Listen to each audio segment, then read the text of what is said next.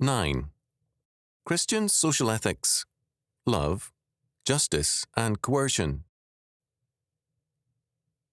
A deeply rooted tradition and faith in Western civilization has long insisted that love and justice are incompatible. True social order, according to this tradition, must be based on love. All men are brothers, humanity is one family, and mankind must be brought together. In the name of this doctrine of love and for the unity of mankind, coercion must be applied to unite and integrate men. This coercion is justified as necessary to the welfare of men and a necessity towards ending the ostensibly more dangerous coerciveness of a justice which insists on property rights, on the right to privacy, and on personal liberty. The roots of this concept need to be examined in order to understand the nature and purpose of this ethics of love. This doctrine of love has two major philosophical origins.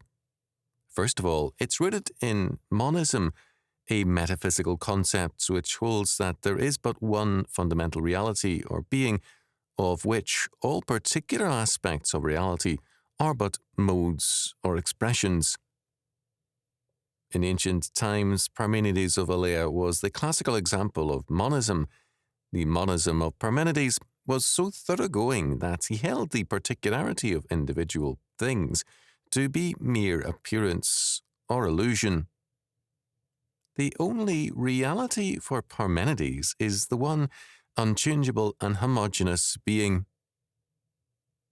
Benedict Spinoza, in the modern era, also a monist, held to the doctrine of one substantial reality, all-inclusive in nature, of whom finite beings are simply modes. More recently, Christian Science has held to monism, reducing reality to all-inclusive mind. A modified monism appears in many philosophers such as Josiah Royce. For monism, the goal of being is unity, the absorption of the many into the one, the all, the great being. Because we are all one being, all men are brothers metaphysically and in their common destiny. Men are regarded as members one of another and hence obligated to unite in love. Justice is seen as divisive because its emphasis is on the individual and the particular rather than on the collective and on the unity of being. Justice, by calling for an emphasis on individual rights and liberties as against union in the great oneness of being, is, in this perspective, a limitation upon man and his destiny, a frustration of the goal of being. The second source of this doctrine of love is dualism, a metaphysical doctrine holding that there are two independent, hostile, and mutually irreducible substances in the universe. Various forms of dualism prominent in history include Zoroastrianism, Manichaeanism, the Messalians, Bogomiles, Albigensians, and others, including many Gnostic cults and their descendants. In this perspective, there are two gods or beings, two creators, two sources or fountains of reality. The universe is at present a scrambled mixture of these two beings. A man's task is to unscramble the universe. From one being comes love, spirit, and unity. From the other being comes hate, matter, and justice. Between the two, there can be no reconciliation. Love and justice are mutually exclusive concepts. The Gnostic cults held that the Old Testament and most of the New Testament represented the religion of Jehovah, the God of hate and justice, whereas they represented the God of love, who appeared here and there in the New Testament and was the good God, whereas Jehovah was equated with the devil, except that he was seen as an ultimate evil being. Love, therefore, was the only true way of salvation, and justice belonged to the evil being whose religion was one of wrath, hatred, division, and disunity. Both of these doctrines, therefore, see justice as divisive and love as unitive. Salvation is by and through love. Justice is anathema in its Christian sense, because love represents a higher way, a true justice, as it were. These doctrines of love require coercion in that unity and brotherhood must be enforced if society is to avoid the demonic powers of divisive justice of a social order in which men live in terms of individual liberties rather than in collective love and unity. Both monism and dualism have left deep marks in the Church, and the modern religious devotees of salvation by love echo ancient monistic and Gnostic doctrines of redemption in their demands for civil rights, world brotherhood in governments, and the universal triumph of love. Christianity is theistic, not monistic or dualistic. It is of necessity hostile to these two faiths as destructive of theology. Moreover, monism and dualism are metaphysical doctrines which hold that man's problem is not ethical, but metaphysical, not sin, but finitude. Christianity asserts that man's basic problem is moral, that is, man's apostasy or rebellion from God and his desire to be as God, Genesis 3:5. All men are not brothers, except in sin, in Adam, and sin leaves them in disunity and enmity. The purpose of Christ's coming is divisive, an ethical or moral division or separation in terms of Christ. As Jesus declared very early in his ministry, "Think not that I am come to send peace on earth. I came not to send peace, but a sword. For I am come to set a man at variance against his father, and a daughter against her mother, and a daughter-in-law against her mother-in-law." Matthew 10:34 and 35. This division is an ethical and religious separation in terms of Jesus Christ. In this biblical perspective, there is no tension between love and justice. They are neither hostile and irreconcilable, as in dualism, nor are they reduced to one to the destruction of either love or justice, as in some forms of monism. Love and justice, law and liberty have a common origin in God, and they are therefore not in conflict.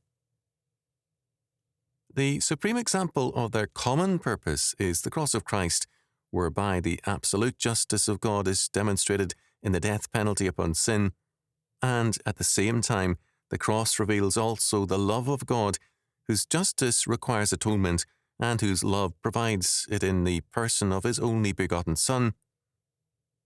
We have thus, in the cross, the perfect coincidence of love and justice. Love is neither antinomian, nor is it merely sentimental and emotional.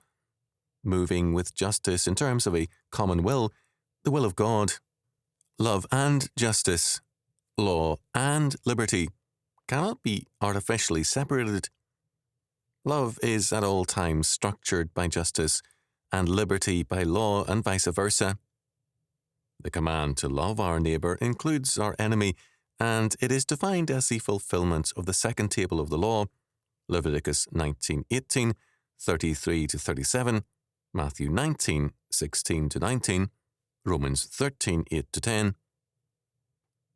If we respect our neighbour's or our enemy's right to life, the sanctity of his home, property and reputation, in thought as well as word and deed, we act justly and with love, irrespective of our personal emotions, and we fulfill the law. We have moved in obedience to the law.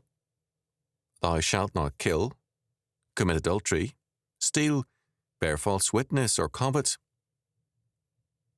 The non-resistance spoken of in Matthew 5:38-48 is set in this context together with the reality of a situation wherein an alien state has control of the law, can compel forced service for a mile, can smite with impunity, and can confiscate coat and money at will. In such a situation, realism is godliness, and it must be united with a return of good for evil and love and justice for injustice. The normal situation of justice or restitution, an eye for an eye, does not prevail in law, but it must prevail in the form of a response of righteousness, forbearance, and love. The biblical principle of love and justice is not man-centered, but God-centered. Its primary concern is not the love of man and human rights, but the righteousness of God and His holy justice and love as revealed in the cross of Christ. The requirement of God's justice is restitution, and the criminal law of the Bible has as its goal not the punishment of the criminal, but restitution to this injured party, and, supremely, the restoration of godly order. Humanistic criminology has usually had not the restoration of order and restitution, but the salvation of the criminal in mind. Aulus Gellius, in line with Greek and Roman thoughts, saw 3 reasons for punishing crime. First, for the purpose of correction and reformation. Second, for the preservation of honour, that is, to save the face of the offended man. And third, for the sake of example, in order that others, through fear of a recognized penalty, may be kept from similar sins. The criminal is to be saved by coercion, by imprisonment, by punishment. The biblical principle does not look for salvation by coercion, but by the grace of God. The function of legal coercion is not to save, but to effect a restoration of property and, in cases of murder, restitution by forfeiture of life. But basic to the religions of love is the concept of salvation by legal coercion. Man must be made good, not by God, but by man, and this means coercion by law, the compulsory obligation to share with one's fellow men. Coercion in some form is inescapable to any philosophy, however much some attempt to deny it. Coercion of a kind is also basic to the biblical position, since it is God-centered and man must conform to God's law. Coercion is inescapable. The basic question concerning coercion is twofold. What is its ultimate source? And to what purpose? Let us examine the nature of coercion through a simple illustration. There is coercion involved in the established custom of eating at morning, noon, and night. The routine of school life and of employment coerces us into conformity to these hours, whatever our personal wishes. We can normally eat only at the times allocated by the routine of institutional or industrial life. This is coercive. We cannot each demand a freedom in this respect and continue working, but the purpose of this coercion is social order, not the government or control of us individually, but the establishment of a common ground of operation for all. This is just order. This is a coercive order designed to further the maximum liberty under law. This is the nature of biblical law in part, to create an orderly society in terms of God's order and for the continuing welfare of its members. If, however, a group of managers decide that our salvation requires eating certain foods in stated amounts only, and in the name of our health and of love, coerce us to that end, we can then call their purpose not justice, but salvation. The root meaning of the word salvation is health, and salvation in its fullest sense means the physical and spiritual health of man. Its Christian goal is not only the salvation of the soul, but the resurrection of the body and the glorification of redeemed man. In replacing justice as a social goal with salvation by man-made laws, man is guilty of the great and eternal sin of playing God. Salvation is the province and work of God, not man, and the saving society is the great society of Antichrist. When law becomes salvationist, it becomes hostile to justice and to liberty. In the Christian view, liberty and law are different aspects of the same thing. Predestination, or total law, is not fatalism, but rather total liberty. The predictable person is the free person. Discipline is liberty, and predestination and liberty are one because the biblical concept of liberty is not antinomian. Liberty is under law and in law. The unpredictable person is insane. He lacks law in his being, is without discipline or order in his actions and thoughts. And without law, anarchy results. Man is not the ultimate source of order. God is. Therefore, God predestines man. When man makes himself ultimate, he makes himself also in the form of the state, the ultimate source of order. The state is ultimate, therefore the state predestines man. The source of law and of order, of social and personal control, that is predestination, is either God or the social planners. Whenever man's law gains control, tyranny results. Civil rights become the cornerstone of civil wrongs because man's quote-unquote rights are made more basic than justice and law. In a lecture at the Sorbonne, April 23, 1910, Theodore Roosevelt contrasted human rights to property rights. In every civilized society, property rights must be carefully safeguarded. Ordinarily, and in the great majority of cases, human rights and property rights are fundamentally and, in the long run, identical, but when it clearly appears that there is a real conflict between them, human rights must have the upper hand, for property belongs to man, and not man to property. More honestly stated, Roosevelt's antithesis should read, man's wishes and demands must have the upper hand. If this can be attained with justice, well and good, but if not, man must prevail over justice. Theodore Roosevelt, of course, felt that this exaltation of man over justice represented true morality, that is, love of man, and in terms of the religion of love, he was right. But it clearly did not represent any respect for justice. Assuming that the situation is one of injustice, as Roosevelt believed, the answer to injustice is not injustice. The religion of love, however, believes in salvation by man's love, not by God's justice, nor by God's grace, and thus it turns to coercion in order to predestinate man and society into salvation. The goal of this coercive love is brotherhood, human solidarity, unity, and corporateness. Corporateness and community are attainable in two ways. First, by imposition from above as a coerced and enforced requirements by a total state. Corporateness is gained, but liberty is lost, and tyranny prevails. Second, the Christian corporateness and community is from above in that it is derived from God's saving grace, but its human manifestation is in free associations. It requires liberty.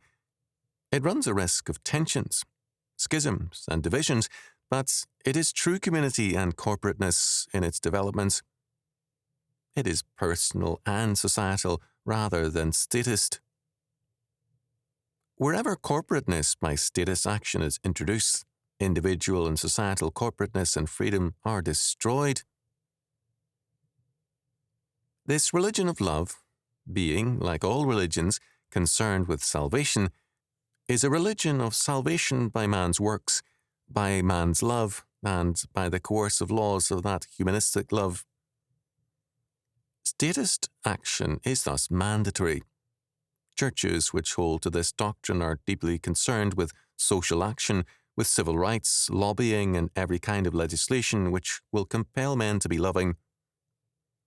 Thus, the Reverend Paul Beeman, a Methodist minister in Seattle and acting as a Council of Churches legislative representative during the Washington State Legislative Session, has declared, If the church doesn't take an interest in the corporate lives of men, who will? If Jesus were alive in America today, he might very well have run for the legislature. The biblical Jesus refused to be king when men tried to force him into kingship, John 6:15, because his kingdom, while over this world, was not of this world, John 18:36. The mythical Jesus of Paul Beeman would run for the legislature because his only power over men is of this world through coercive and political love, a very limited Jesus indeed. This doctrine of salvation by love or by a coercive political action to enforce this required love is simply a manifestation of what the Reformers called the religion of salvation by works. Works salvation is salvation by man, and its coercion is the coercion of state law.